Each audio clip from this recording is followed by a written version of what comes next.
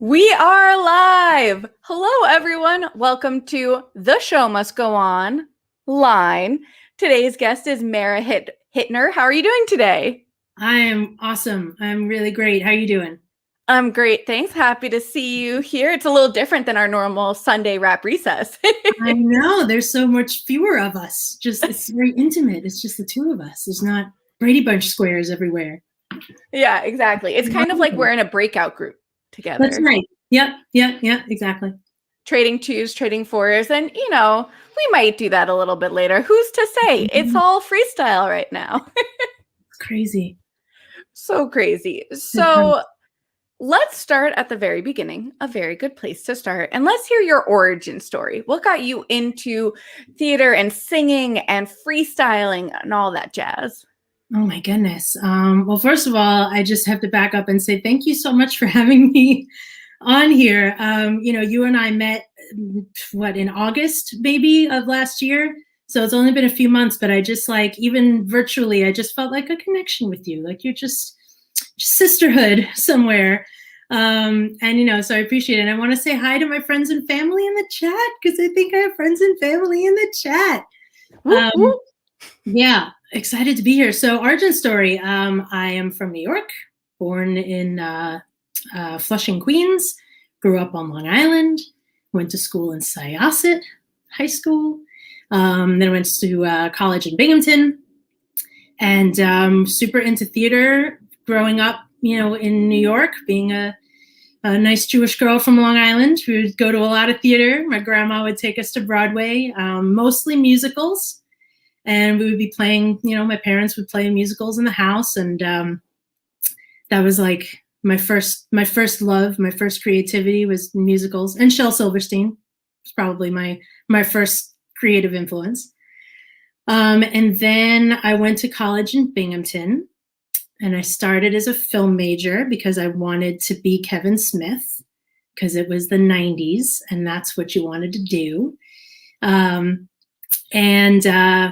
Decided I didn't really like that. So I studied writing instead and learned how to play guitar and started singing and writing songs. So I had been doing musical theater since kindergarten. Hi, Slimbo. Everybody that's Slimbo. Slimbo says hi.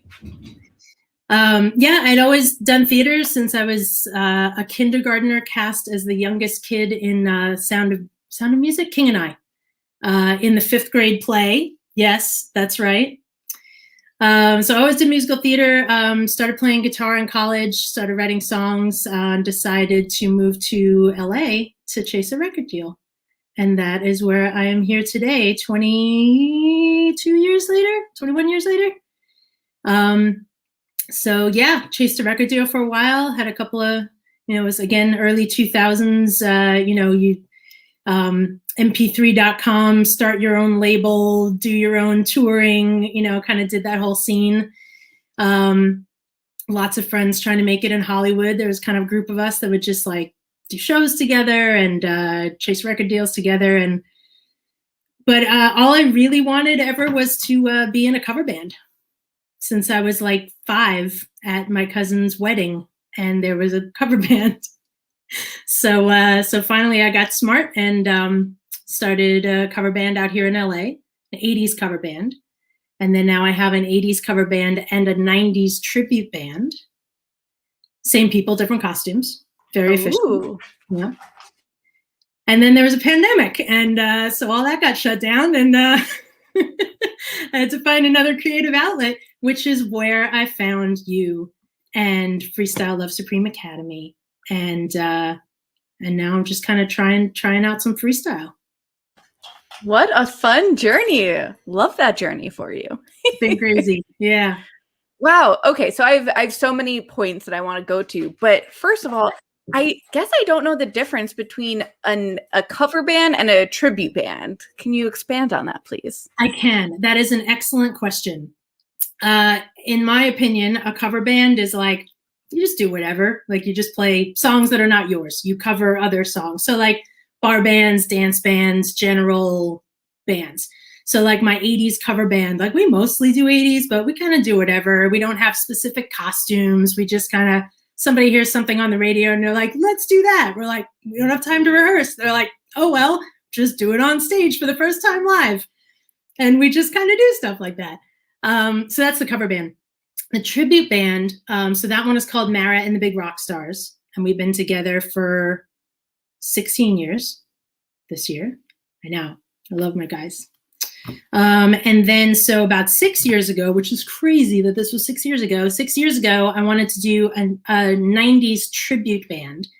And a tribute band is like you've got a costume, you've got a theme, you've got a show. Typically tributes are like you're a tribute to ABBA, or you're a tribute to, you know, a certain band, or you can be a tribute to a certain time, certain era. And so we are specifically Hit Me 90s, tribute to 90s pop. So as much as I love grunge, I would do all the STP and the Pearl Jam and the Soundgarden. I will do that all day long. Doesn't really like get them out on the dance floor as much as like Britney and Backstreet Boys and Coolio and, you know, Stay by Lisa Loeb, believe it or not, is like one of our most popular tunes. So, you know, we dress up in costume. I dress up as schoolgirl Britney Spears. And we just do it upright. We do a little of all the 90s pop. So much fun. Thank you for that clarification right there. I'm seeing all of these comments and the love for you. This is wonderful. Oh, hey, fam. Yes, yes. Hearts all around. Miranda. Yes. Oh, my gosh. Look at all of this. And we've got some Slimbo love. Slimbo has decided to take off for the moment and enjoy the nice weather. But we are so glad that he paid us a visit. I want to say hi to Albie. Albie is our old school, coming to all the band shows, the cover band, tribute band. Whatever we got, he's there. Yes, love this. Look at all of this love for you. Well, you put out really great energy into the world, and that comes back to you. Thank you. I appreciate that. Yeah, I mean it. It's true though. I mean, we're seeing a lot of the FLSA fam that I know, and then of course your fans and then friends elsewhere, but there are people that when you're lucky enough to be in a breakout room, for anyone who doesn't really know about Freestyle Love Supreme Academy. Academy. It's this wonderful thing. I'm sure we'll talk about it throughout, but basically we freestyle and rap, and it started from Freestyle Love Supreme on when they were like way back when, before it was like off Broadway or Broadway, which is when I finally saw them. But it's just like now there's this wonderful group of people that have expanded beyond the Freestyle Love Supreme proper, who like perform together from all the years. And now there's this academy where they teach people how to use some of these skills. And now they've had these rap recesses, you know, for a long time, that I think they were like once a month on Wednesdays. And then during the pandemic, they really expanded and allowed so many more connections to happen. And I'm just so grateful that they've really kept with these Sunday and, you know, these specialty Wednesday rap recesses, because I've gotten to meet so many wonderful people like you. And it's just been such a joy. It has been. I just want to say hi, Mom.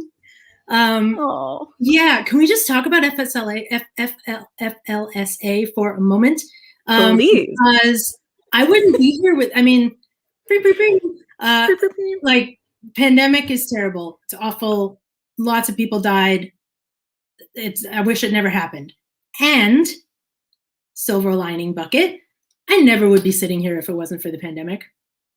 I just wouldn't. I saw Freestyle Love Supreme on Broadway with my sister in November, before when it was on Broadway, and loved it. And then like somewhere I saw that they were doing classes, like workshops in New York, but like, that's in New York. I live in LA.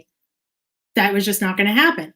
And so like halfway through the pandemic, I was served an amazing Facebook ad that said Freestyle Love Supreme Academy open for applications. And I'm like, no way I'm going to get into it. Like, come on.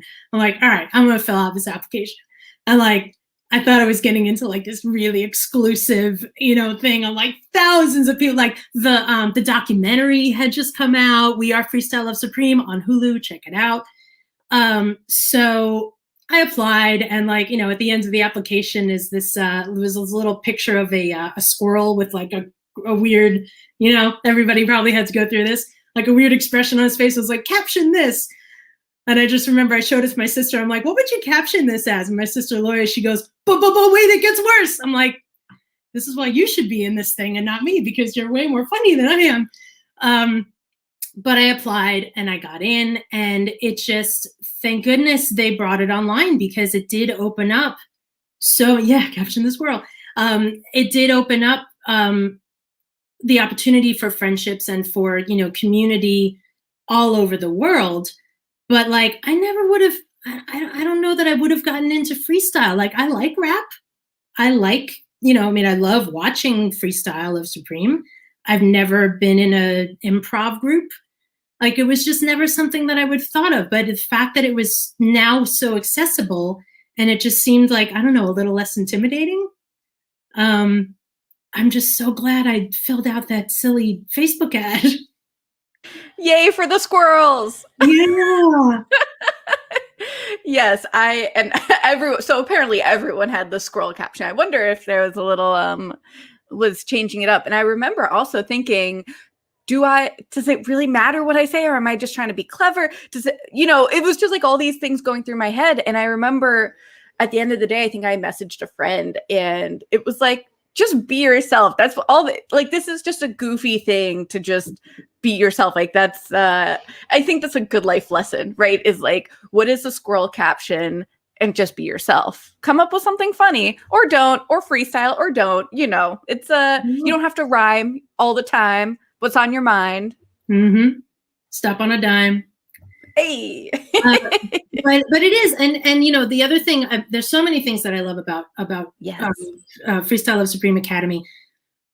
One of the main things that I love is that they're teaching freestyle, but they're basically just giving a place to feel free to fall on your face, because it's freestyle, and like, you're going to fall on your face. Even the Broadway stars that, are doing this with us in these online ciphers, they'll tell you that all the time.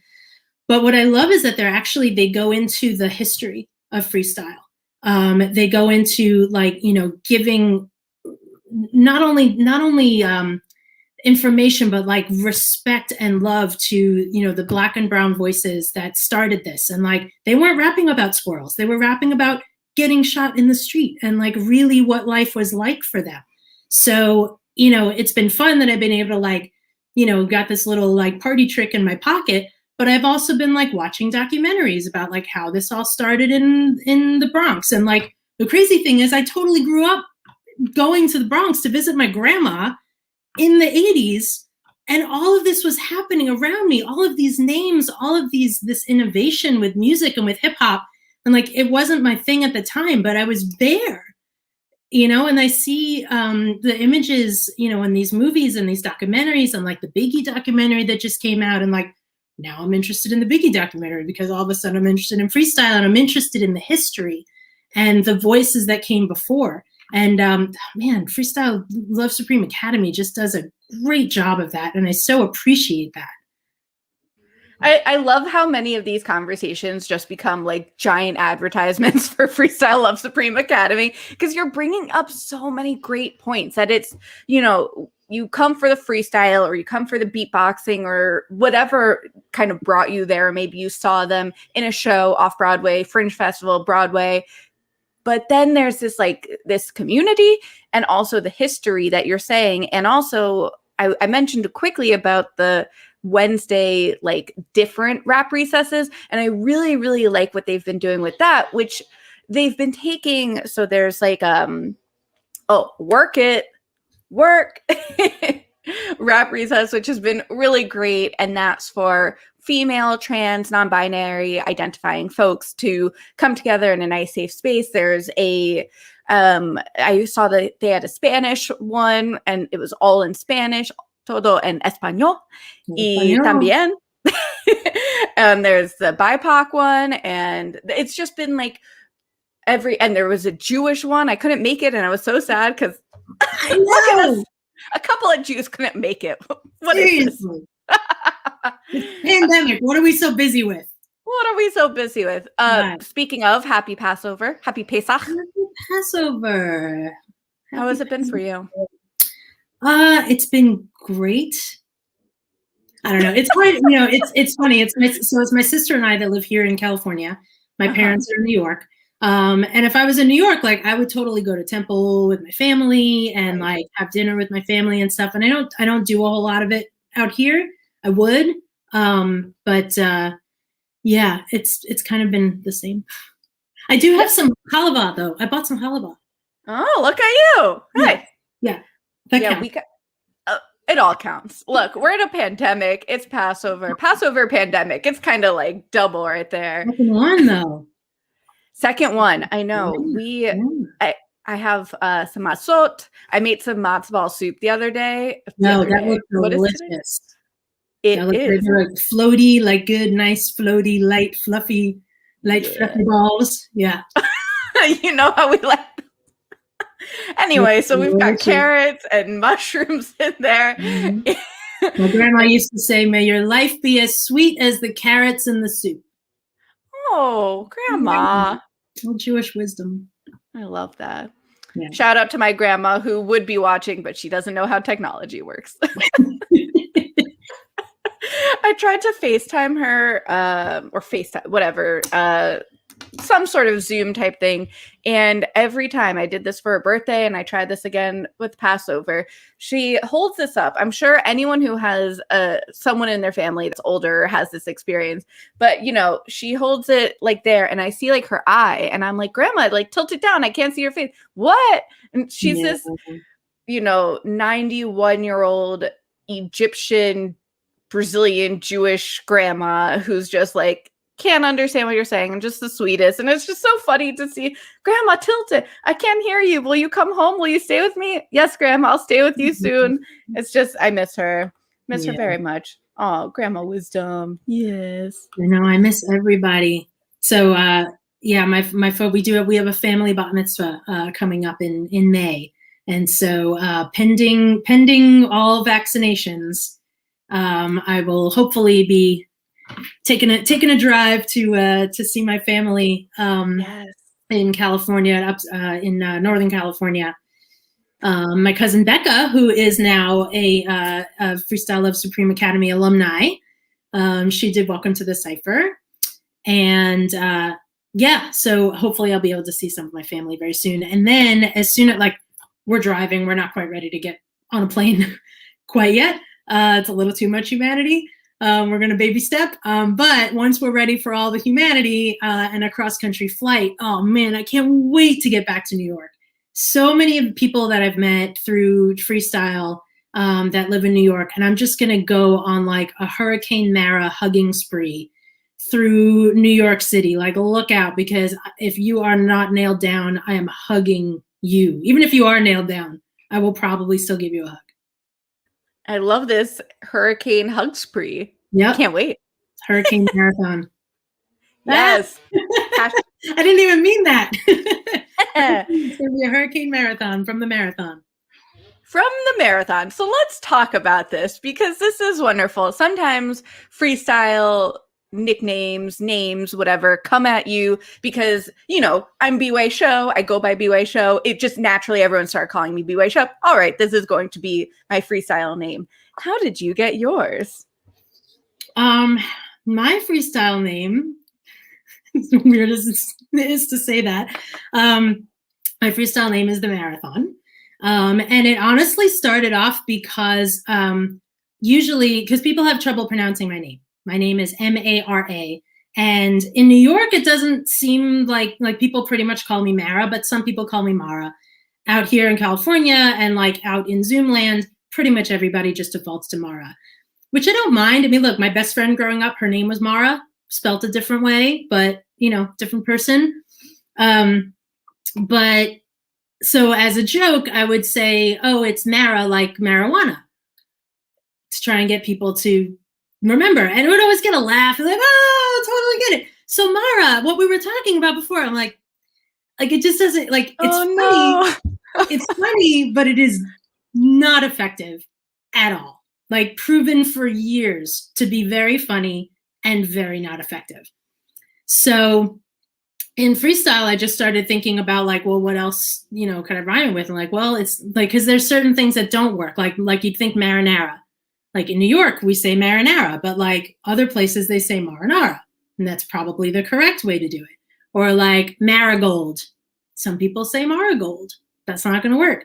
So I thought marathon. I'm like, all right, well, I don't think anybody says marathon. Like even the UK folks, they don't say I'm running I don't think they say marathon. But I'm running a marathon. I think they say marathon. Probably. Yeah. I'm just using a fake British accent that I'm sure people will really appreciate. I was British. I think I would say I was running a marathon. I don't know. If I was British, I'd have a way sexier accent. But so I decided to kind of like test that out in my brain. I kind of tested it out with some freestyle friends, like, hey, is this dumb? What if I called myself the marathon? And then I started thinking about like who I am. And I was like, oh no, this actually really works. Cause like I have a million hobbies. I'm always moving. I'm always trying different things. Like, my friends, my family, my sister who tries to like track what it is that I'm doing at any given moment. It's like, even during pandemic, like I found things to do and I accomplished, I don't know. I always find stuff to do. There's a million things you haven't done, but just doing. Mm-hmm. Yeah, this is absolutely true. Although I've been a little bit more wait for it, like through the pandemic, just I think it's a good life lesson, a little balance. I'm a Libra, so balance is good. But yeah, marathon, I started sort of living with it and realized that it really is who I am. I've got a million things going on all the time. And that's fine. It's, this life is a marathon, not a sprint. It really is helpful. It's so interesting hearing these other examples that you've tried to use for years and they don't stick, because for me, I'm so prone to wanting to make sure that I have to pronounce everyone's name. So I like say it so many times in my head, like obsessively. And so I always think the marathon, and it really, really helps me if I'm ever like confused which way to go. So it really does work. Great job. Good. Thanks. Yeah. Part credit goes to BS, honestly. David Bradshaw, Freestyle Fitness, NYC, big shout out, big love. BS, the only BS you can trust. That dude has been like my personal guru through the past few months of like getting, with freestyle facilitation and instruction and practice. And I mean, what an inspiring dude. But like he's the one that calls me the marathon. Like whenever we're in class or doing stuff on Zoom, he'll just call me the marathon. I'll be like, oh, and it just like makes me happy. So if nothing else, even if it's still completely ineffective, it still makes me happy. So I'm going to stick with it for a bit. Hey, happiness is so important. Happiness is super important. It really is. So yeah, I need to give a second shout out to BS because BS came on the series. Fabulous. Just like a genius. Go check it out if you haven't missed it. But I really need to get to that freestyle fitness because this whole FLSA fam and the work they're doing beyond it is just so fabulous. Yeah. Yeah. He's awesome and just so supportive. He's got great ideas for games. I mean, he does this is one workshop called Brain Breakers. Oh my gosh. I mean, he does props, the game show props. If you like freestyle, go to YouTube, look up props, the game show. These just ridiculous prompts that you think there's no way that somebody could actually come up with words, make them rhyme, do them in time, keep it to 16 bars. I mean, it's insane. So like he does exercises that are like, you kind of different layers. And he's good because he he'll work where you're at, but then also just push you a little bit. Like we did, I actually had class Monday. I have a Monday night class with him. And so last night, we did a game called target practice where like you basically pick what your targets are going to be. So there's a list of words and then you pick, I want to do this many bars and I want to do end rhymes or I want to do internal rhymes or I want to do, whatever punchlines. And so my thing was like, you know what? I kind of want to sing a little. Like, I want to experiment with some melody. And I'm like, there's no way I'm going to be able to do melody, think of words, think of rhymes, follow the prompts, and count my bars and keep on beat. Like, there's no way. And you know what? I did it. And I was very like, I'm going to be riding on that all week. Wasn't recorded. It wasn't, it was just, a little baby step in building the way that my mind works. Because, when you think about freestyle, it's fun. Again, it's, going to be fun to pull out at parties. It's going to be fun to like pull out on stage. Thank you, Professor. It's going to be fun to pull out on stage, but I also I like the way it trains my brain to be able to think ahead and to be able to think quickly and to be able to think purposefully. So that, and I use that, you can use that in anything. It's training, freestyle training, it really like, it's applicable to so many things in life, building your confidence. They do classes for kids. I mean, it's a whole world that I'm just, I'm super, super pumped about it. A whole new world for anyone out there who hasn't been there. Go check it out. Yeah. So even if we don't get some singing proper here, we need to talk more about your singing, because I checked out the 90s, the Hit Me 90s video on YouTube, that like the promo one, and y'all go all out. So many of my favorite songs. Like, I have to say, as a kid of the 90s, I was born in 92, which that makes some people very sad. So, but 29. Oh my God, I just realized 29, born in 92. Little. Oh, look at that. I know. Crazy. Symmetry. We love to see it. Wow. So you're going to turn in Dirty 30? Dirty 30 coming up soon. Yeah. But not too soon. I just turned it. January, baby. Okay. Oh, January. Oh, okay. You're good. Yeah. It is crazy. Oh, yes.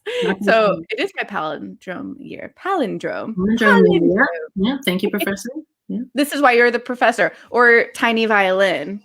Tiny violin. But like, the professor is, she walks into a room and she's just the professor. Like, there's no you can't help it. Yeah. She's just so great, stunning and talented. Oh my goodness. I have so much love for her. Major props. Mm-hmm. So I need to let you know that Britney Spears was my first concert back in the day. And I will never forget the Hit Me Baby One More Time. Hit me, baby, one more time. Love. Oh, I mean, I like one move. Don't get it. Don't get it mixed up. You got one move. That's it. I'm like, oh no, I need not to a dancer. Not a dancer. And like, fun fact, and we'll get back to the 90s, but like, oh, hi, Allison. Oh, amazing director, producer, Broadway. I mean, just Broadway fan and theater person in LA. Yeah. I had to make a decision. So I'm in college in Binghamton, junior year, I lived in the UK for a year in between. My goal was always to be on Broadway. Like, from a kid, like, that was the deal. I was going to be on Broadway, but I was never a dancer. I just never gravitated to dancing, never took the time, never had the inclination, was very self-conscious about dancing. Like, I barely made it into like, I was in the Adelets in high school, which is a barbershop choir, women's barbershop choir. And like, I could barely do the little choreography on the risers, but I wanted to be on Broadway, but I couldn't dance. And I got to college and I started playing guitar and I started writing songs. And I thought, okay, well, this is my thought. I thought, okay, this is how I'm going to get to Broadway. Because at the time, Debbie Gibson had transitioned from pop star to being on Broadway. She was in Les Mis. So I thought, this is it. I'm going to write songs and I'm going to be a pop star. And then that's going to be my ticket into Broadway. I'm not going to have to dance. This is the deal. This is what I told myself. I mean, talk about like the marathon. Like, I'm sure I could have just taken some dance lessons. But so I was deciding, so back in Binghamton, I was at a party after I'm sure it was a post-theater party, like a rap party of some sort. And I was talking to a friend, and I was about to go to London, and then I was trying to, or maybe I just came back, and I was thinking about, like, am I going to stay in New York or am I going to move to LA? And I thought, well, if I stay in New York, I'm going to need to learn to dance if I want to go on Broadway. But if I go to LA, then maybe I can like try this singer-songwriter thing, and then maybe I can do that. And so I just remember making that decision, like, okay, I'm going to go to LA. I'm going to do the singer-songwriter thing, and sort of like, you know, abandoning or temporarily abandoning my dream of being on Broadway. But now there's like so many shows that you don't really need like classic dance, you know, training. So I don't know. Maybe it's part of my marathon somewhere in the future is to still do shows. I love it. You can be a singer who moves. Very common. Exactly. But that, I think, is what with the 90s band and, you know, doing a tribute band, like, to me, that was one step closer to Broadway, because like it was a set list, it was a costume, it was a thing, like, you know, more of a show. And I really like that. A show. Yes, like a B-Way, 90s B-Way show, which, by the way, I keep telling my band, and one day we're going to do, because we do medleys, because there's so many songs in the 90s. I'm like, really, there's so many songs in the 90s that you don't really need to hear the whole song. You just really need like a chorus or so, and then you're good. So we do all sorts of medleys, and I want to do a 90s musical medley and do like, you know, Rent and like stuff that was on Broadway, but also like all the Disney movies, you know, like I think Little Mermaid was 89, but close enough, you know, like Little Mermaid and Beauty and the Beast and like all, you know, all the things of the 90s Broadway, you know, that'll be a medley someday. Sign me up. I will listen all the time on repeat. Yeah. It's truly my favorite type of music. Like, are you familiar with Anne Juliet? Anne Juliet? I don't think so. Should I be? Oh, should you be? Yes. Yeah. Let me tell you a little bit about Anne Juliet, which is one of my favorite things and ties into FLS. So this really is going full circle here. Tell me. And London. Look at this. It's just hitting all these different things. So on the West End is this wonderful musical, one of my top 3, I would venture to say, favorite musicals, Anne Juliet, which takes the music of the 90s and contemporary and transforms it into a musical. And it's like it would be a jukebox musical, but it's telling like the story of Juliet if she didn't die. What if Juliet lives? Shun the men. But yeah.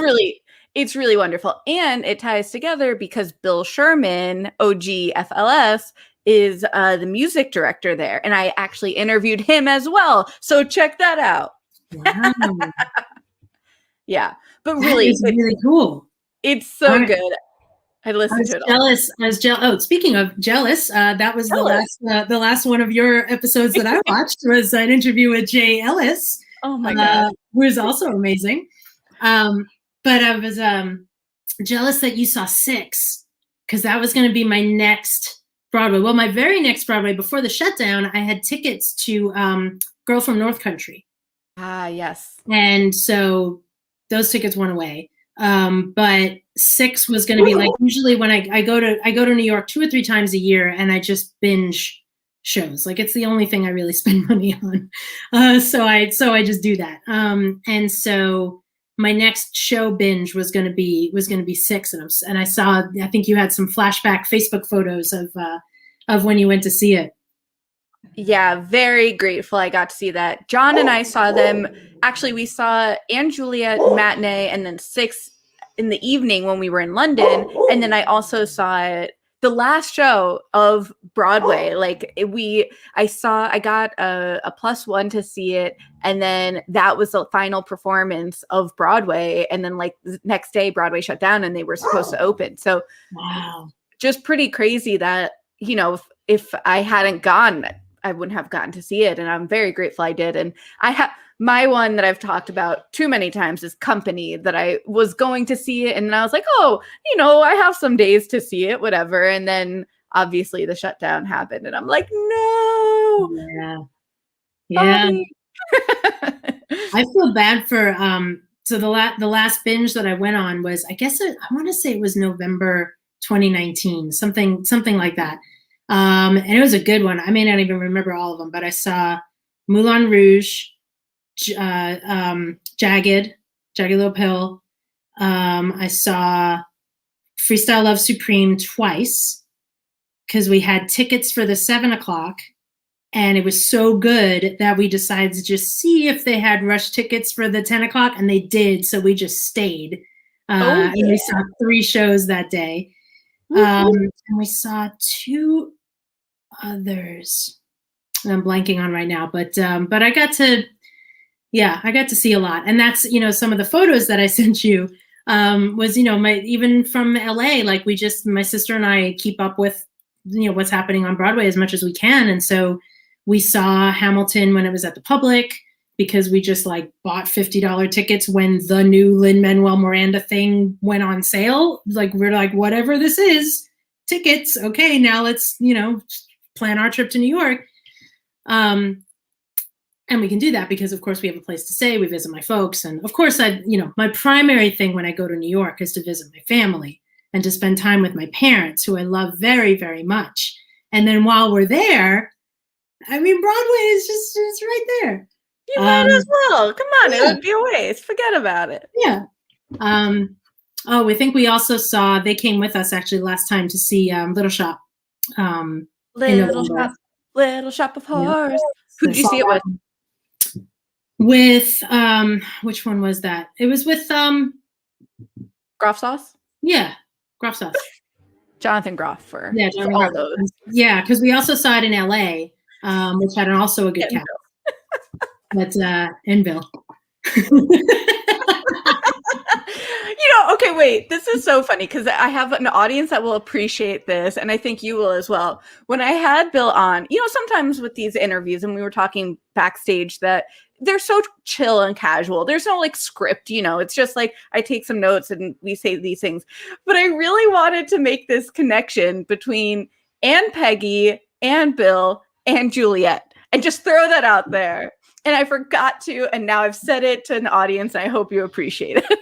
I definitely appreciate it. Thank you. So let's get back to seeing Hamilton at the Public, because we're not just going to like brush over that. That's pretty absurd. Amazing. I'm so happy for you. Tell me it all. I remember, so my sister and I watched the Tonys, and we were living in LA when the Tonys, when In the Heights was on Broadway and won the Tony. And that, the In the Heights performance that they did for that show was the first time I ever heard of Lin-Manuel Miranda. And it just blew me away. And obviously. And so I was a fan from then.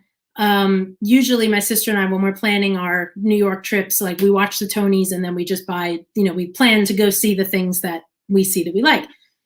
So of course, works on you. Yeah. Oh, it's the best marketing tool. Best marketing tool. I also it's my favorite award show because I just love the acceptance speeches. They're just so heartfelt and so real, and just like you can imagine yourself as part of the Broadway community and just like hearing how they talk about each other and how they speak about the community. Even if you're not part of the community, it just makes you feel like, you could be someday. And that's what a lot of the Tony Award acceptance speeches are, is really talking about how, hey, I'm just a kid from wherever, America, nowhere near New York City, and here I am accepting a Tony. So I just find them very, very inspiring. So we went to see In the Heights back in the day.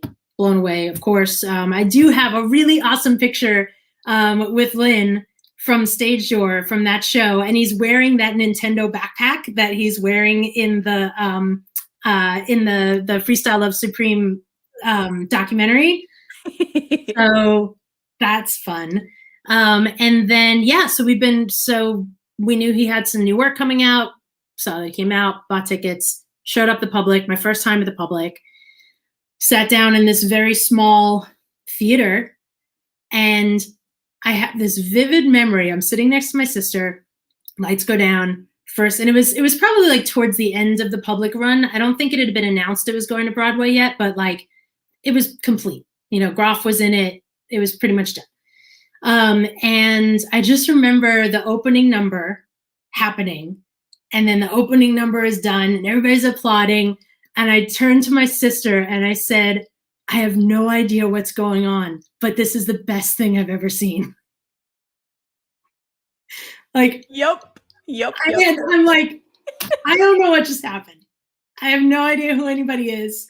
I don't know what this is. And I remember, like, I didn't realize that David was playing two roles until like 3/4 through the show. Like but I got enough of it to understand that this was just ridiculous, and a master class in songwriting and in lyric writing specifically. Because I've always been a lyric writer. Like I dabbled in doing some 15-minute musicals, and did like a little program here in LA for writing musicals. I think it's called New Musicals. What is it called now? I forget what they changed the name. But I took some classes and as a lyric writer, and it's cool. And maybe I'll write a musical one day. I don't have the story to tell yet. Like I don't really know exactly what I would write a musical about. But just watching Hamilton, listening to Hamilton, and just the way that he puts words together was just incredible. And so then I went to Broadway. I had nothing to do with the rest of its success except that I was in the audience at the Public, and then in the foyer at the Public, and we got pictures with Lynn, and we got pictures with C. Jack and with Jonathan Groff, and then and the rest of the cast, and it was just it was really special. Broadway is special. LA theater is great. The touring companies are awesome. I go see lots of shows here in LA when you're able to. I go see lots of small shows, or little baby new shows, and try and support new writers. But man, there's something about Broadway. There really is. There's this energy, and just the idea that you could have been in the room where it happens. But usually there's so many more. Maybe it's because it's a little later today. There aren't as many references, but I'm sure. Don't hold back. Don't hold back. Oh, just you wait. I'm thinking of, do you watch the Amber Ruffin show with our dear Tarek Davis? Not as much as I like. I see some of the clips that he posts on Facebook though. Yeah. I'm obsessed. I'm just thinking of it right now because she'll say something and then she'll go, and it's like, okay, we got it. Love her. Saw her and Tarek at FLS back in the day. And when I say back in the day, I mean on Broadway, but that feels like it was 50 million years ago. And it was what, 2 years ago, a year and a half ago? A year and a little bit ago, year and a few days. Yeah. Wow. It's, but to get back to Hamilton at the Public. Sure. The reason, you're saying to see that you see some of these like smaller shows or shows in the incubation, but it's pretty cool when you're able to say that you saw a show like Hamilton off Broadway, right? Like some people don't see the I don't know. I'm going to rephrase that. Some people are like, well, if I'm only going to be in town for a little bit, I want to see all Broadway. And I totally get that. But I also really like to emphasize how wonderful off Broadway can be. And some of my favorite shows I saw last year were off Broadway, or 2 years ago. What is time? Jeremy Bearimy. It's just like, but truly, yeah. And we've got New Musicals. Yeah, Allison. Thank you, Allison. New Musicals Inc. NMI. Look them up if you're in LA or you're looking for musical writing tutelage. Ooh, they do good work. Yeah, and I should be in your neck of the woods when Hamilton comes out to LA at the Pantages. So just you wait. I have tickets that have been delayed and will be hopefully reinstated at that point. Yes. Let's hope. Yeah, that'd be awesome. We can go to a restaurant or like a bar. What? Even we may be eating outside because it's LA and we do that anyway. Please. But, yeah. Yeah, it will be nice. It will be nice. That sounds, yes. Wow. Just the idea of seeing a show sounds really great. And the idea of visiting a friend to see a show and have like a pre-show meal or a post-show drink. Oh my gosh. This just seems like a dream. Yeah. A dream. I can't wait for it. First time I go back into a theater, I'm probably just going to bawl my eyes out the entire time. Yeah. Oh yeah. Definitely.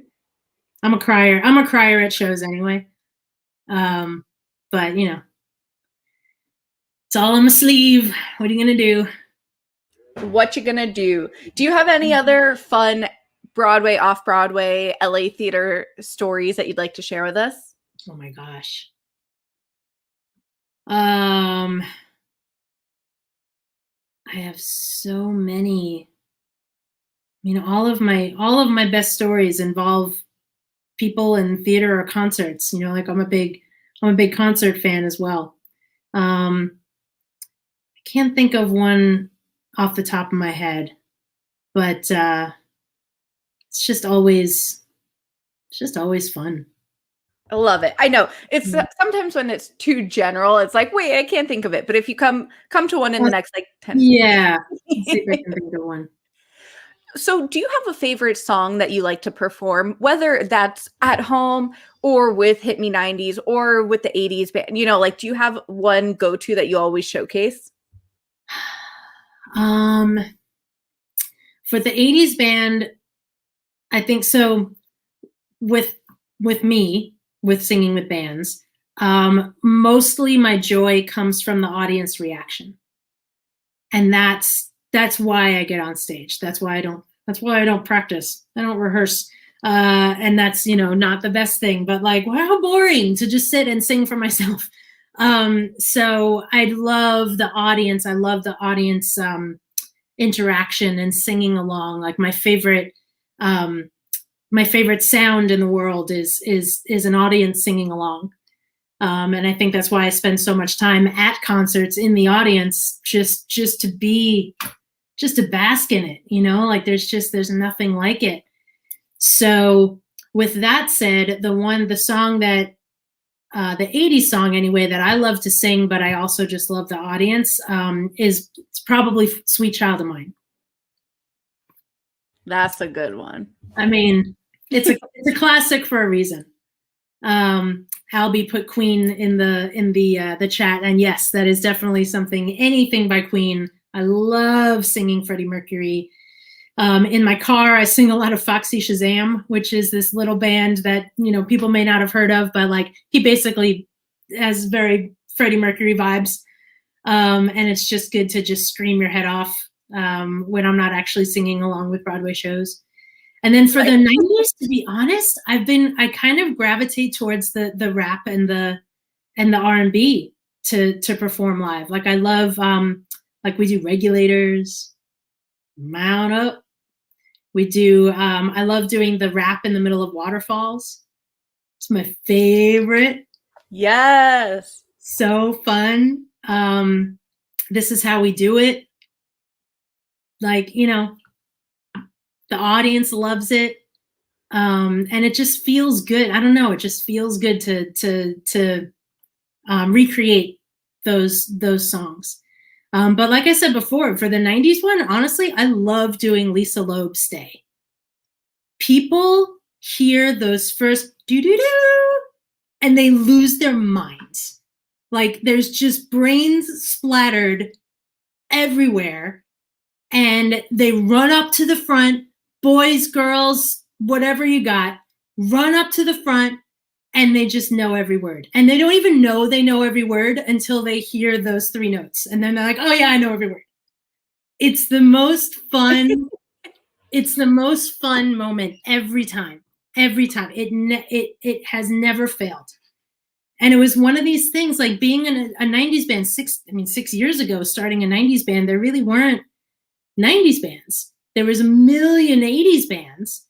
And that's why I thought, like, we need a 90s band. I think 90s is going to be coming back up, and, you know, people are of age where they're coming into bars and they want to hear their own music.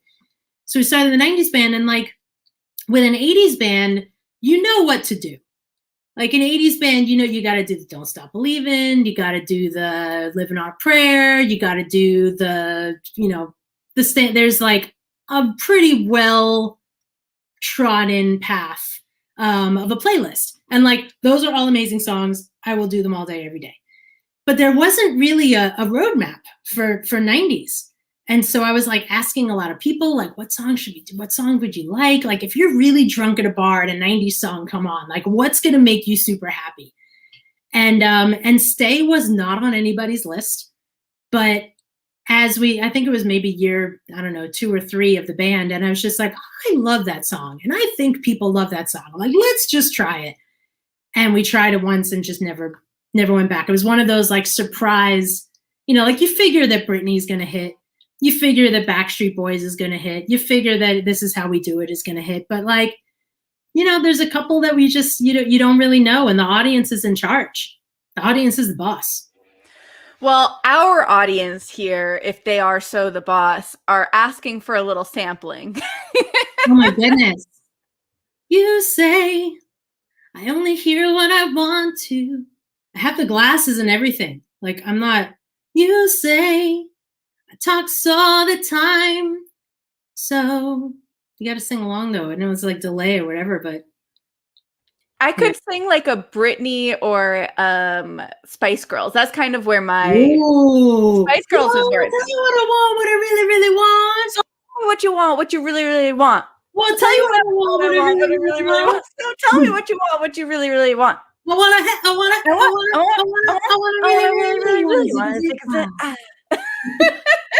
Yes, that one.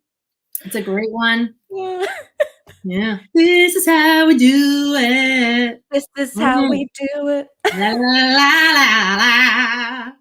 And so I was listening to that playlist or the medley you kind of have of like all the different songs that you do. So let's hear some of them because I know them if I start to hear it and I will happily sing along with you. Well, let's play since this is, you know, improv. I see that there's one suggestion in the chat. Why don't y'all throw some suggestions in the chat and I'll see if I can just whip them out. And I know there's a little bit of delay. So yes, Professor, it surprised me not at all that you have glasses like Lisa Loeb. Oh, by Lisa Loeb. Oh, that is amazing. I should support the artist. Okay, so Third Eye Blind, Fierce McBeard, big hearts to Fierce McBeard.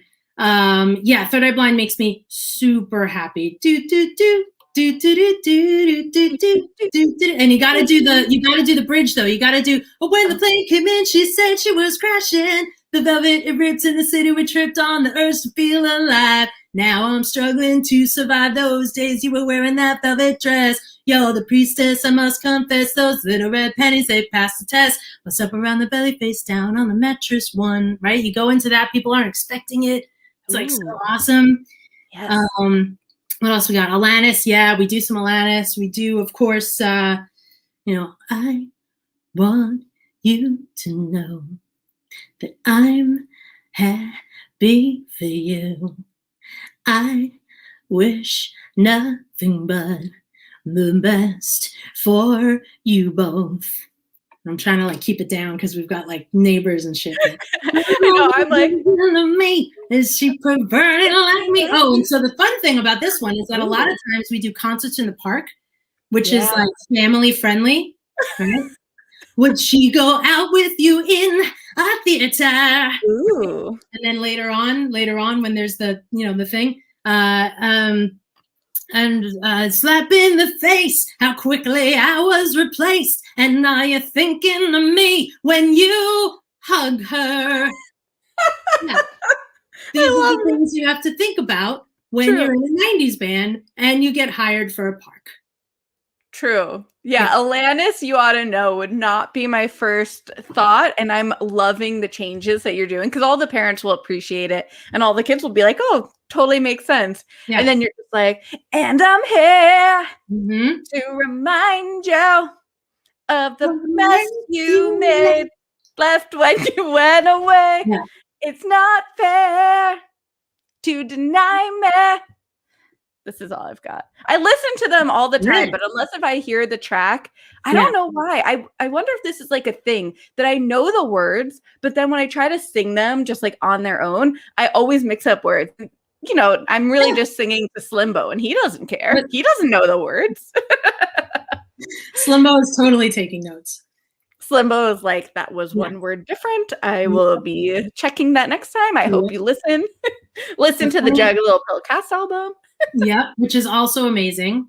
So the first, the funny thing about the parks though is that they'll have all these this language in their contracts of like has to be family friendly, appropriate, no weapons, no mention of like anything, you know, that's not cool. And then when I send over our set list and I'm like, you know, here's some songs, and you know, we won't do these particular songs. And then 9 times out of 10, I get back, no, you have to do Coolio, Gangsta's Paradise.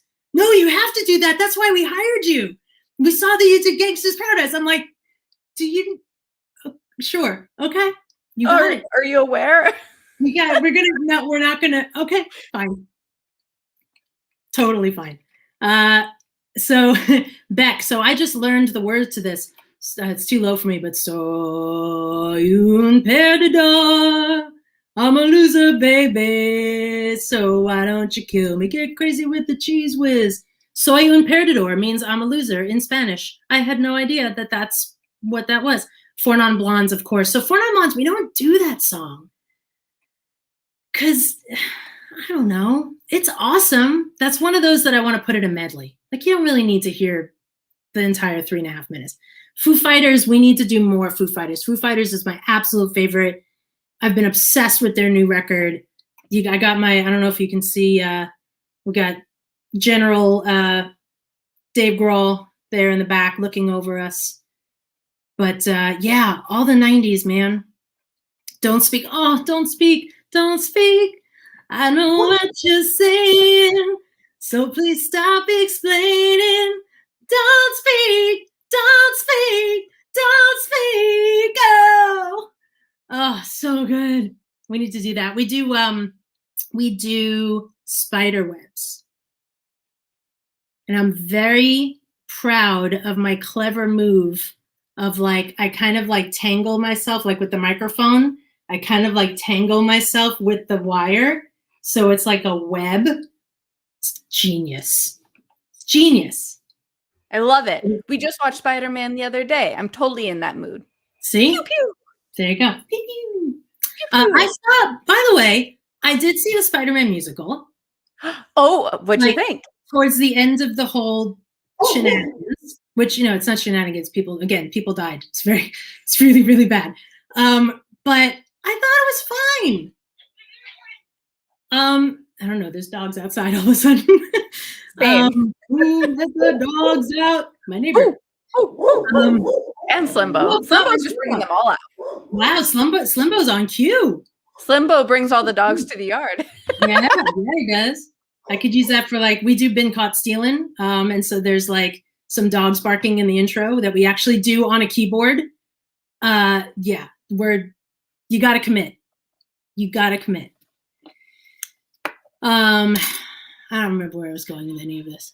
We were talking about Spider-Man. I also want to point out that we've been chatting for like an hour, and are you cool with spending a few extra minutes? Oh my goodness, we're done. I know. This is why it is so tough. But I mean, I have a few extra minutes. Okay. If you have a few minutes, I just want to let you know. You know, I like to make sure you know your time is valuable, and I don't expect anything. Yeah. Turns out it's 7:00 on a Tuesday during a late pandemic, and I have nothing else to do. Well, isn't that just shocking for all of us? This is actually my busiest time, the 7:00 on a Tuesday. Book it right up. Yeah. I mean, you know, if I'm not doing like interviews online and, you know, I have things like that to do. As we all do. This is so fun. Yes, this is just truly like the time has flown by. I feel like we could have kept going forever. So I want to make sure I ask, are there any nonprofits or charities that you want to give a shout out to? Oh my goodness. Yeah. So actually just today, I was doing participating in a mentor program for a organization called Step Up Women's Network. And I've been a member of Step Up for 15 years, something like that. They're all over the country, and they do really great work with women, high school, middle school, high school students. A lot of them are they would be the first generation to go to college. But they don't have that, like the mentorship. They they have just amazing mentor programs, and they actually take them on like college tours. And the last I checked, don't quote me on this, but the last I checked, they had a 100% success rate of participants going to college, which is just, they do really, really, really great work. When my first record came out in 2005, I wanted to donate some of the proceeds for breast cancer research, because that's something that's very close to my whole family's heart. And so they, at the time, were doing some stuff with breast cancer research, actually with Stephen Jenkins from Third Eye Blind was involved in this whole thing back in 2005. So they were my beneficiary back then, and I still support them today. Yeah, they're really great. Wow. And really anything, sorry. Yeah. I appreciate, I hear about all these wonderful nonprofits and charities, and I just appreciate everyone bringing their personal experiences and, expertise with this, but please keep going. Yeah, no, and just anything to do with STEM education as well. Science, technology, education, science, technology, engineering, math. My day job, I work for a company called MatterHackers. We sell 3D printers, and materials and everything that you need for 3D printing. And so there's a deficit of diversity and equity in STEM. So more women, more people of color, more people from different, just all over the place. And so really any nonprofit that's doing work to expose people who normally wouldn't be able to work with science and technology and 3D printers, support them, because man, there's going to be a lot of jobs in 3D printing coming our way. And if we don't have people to work those jobs, we're not going to be able to see the innovation in product development and everything, medicine, architecture. We saw a lot of this work during the pandemic with people with 3D printers filling in the gaps for the PPE in the beginning when there's a PPE crisis. So yeah, anything you can find that has to do with STEM, throw some support. Wow. Yeah, that's really cool. And especially finding out these like new innovative ways. That's just really cool. It's always cool when you talk about a little bit during Freestyle Love Supreme Academy, rep recess. But it's cool to hear more about it. And I'm always curious to see how creative people also have different, either side hustle or their main job or whatever it is, and how that fills a different need for them and also fills the like financial need sometimes. So it's just really interesting to hear all about your 3D printing experience. Well, I am very, very grateful and very blessed, because other than being a rock star, I never really knew what I wanted to be when I grew up. So I didn't have a job in mind except for rock star. So I sold advertising for a long time and I just hated it. And then I found 3D printing in 2014. And it is just, I love the work I get to do. I love the people I get to talk to, the innovation, the future that's being built because people have little couple $100 robots, in their offices, in their labs, in their schools, in their factories. It's just astounding. So I work a lot. Anybody that, talk about, marathon, any of my friends and family will tell you that I'm always working, but, most of the time it doesn't feel like work. And I'm just really lucky to be able to have that as a day job that I love. And then also to be able to do music and be creative as the side hustle. Well, I am just so grateful that you took Freestyle Love Supreme Academy's class, because I am just like, I feel this great kinship and friendship with you, and I'm Very grateful. Same.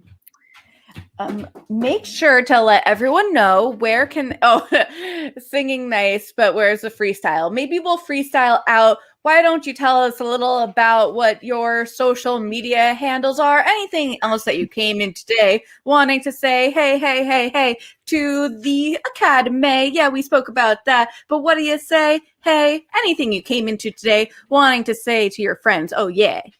Yeah, thank you, B-Way Show. I'm going to tell you all the things that you want to know for like an hour of power, maybe more than an hour. We just go because we sweet, not sour. Say thank you, Albie, for the request. I'm going to try to freestyle, going to try to do my best. I'm really nervous. I never did this in front of people. I mean, like, we all equal, but it's a little different when you're in a class and instead of with friends and family, when you know you're going to fall on your ass because this is all new.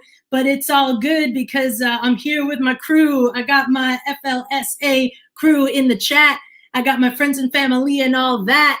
And I'm so excited to be with you all. Thank you, B-Way Show. Yo, I had a freaking ball. I'm not going to plug my social media. I'm like the most findable person. It's like Expedia. You get online and you just type in Mara Hitner and yo, it's like the internet is all mine. Anyways, I'm going to wrap it up. Thank you, B-Way Show. We're going to live it up. Can't wait for you to get to LA and we'll go see a show or me to get to New York. Either way, it's going to be all that though. Peace. True. True. Oh, that's my favorite game. Yes. Oh, thank you. Thank you to everyone who was watching and commenting along. It's always so fun when people are like commenting along in real time and we get to just like throw it back and forth. Yeah, this was awesome. We got the family. Yeah, that support. Yeah. And did you see Slimbo coming in? And he was like, I want to be here because I love him. Anyway, so that was a little sample of a freestyling. It's just to wrap things up with a nice little tie. Being able to freestyle is not about per se the freestyling, but the freedom of letting your mind just do whatever comes to mind and not overthinking it, because you just got to fill the beat with the time, with the rhyme, what's on your mind. I can't tell you, but that's fine. Yeah.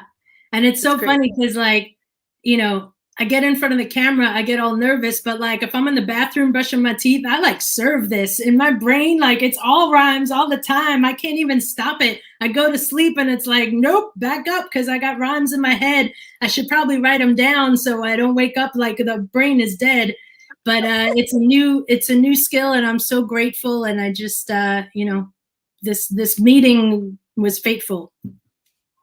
Totally. Yes. Well, I'm grateful. Hearts. Love to all of you. And yeah, just a quick little plug here. We have B-Way Show, the podcast, a new episode coming out tomorrow. Get excited. Lauren Boyd's second episode. We take the interviews from the Show Must Go Online, turn that into B-Way Show, the podcast. So you can, as you're walking the dog or you're just seeing the beautiful nature, you're like, oh, this is a great time to listen to a podcast. So you can subscribe, rate, and review. That would be super awesome. We have a giveaway coming out with a book. Check that out. B-Way Show podcast. And the Showtreons. The Showtreons are awesome. That's the B-Way Show Patreon squad. They help make all of this possible. So thank you. And on that note, I thank all of you so much. I thank you, the marathon, for coming on and chatting it up and singing and freestyling and just everythinging with me, and Slimbo, my co-host, of course, who appreciates you so very much. And all of you for watching. Yes. Thank you so much. This was so much fun. Thank you, everybody in the chat. Thank you, everybody watching that wasn't in the chat. This was so great. Be safe. Yay. Be safe. Be nice to each other. And follow B-Way Show. Smash that subscribe button. Smash the subscribe button. Follow here. Thanks, y'all. See you at the show. Bye.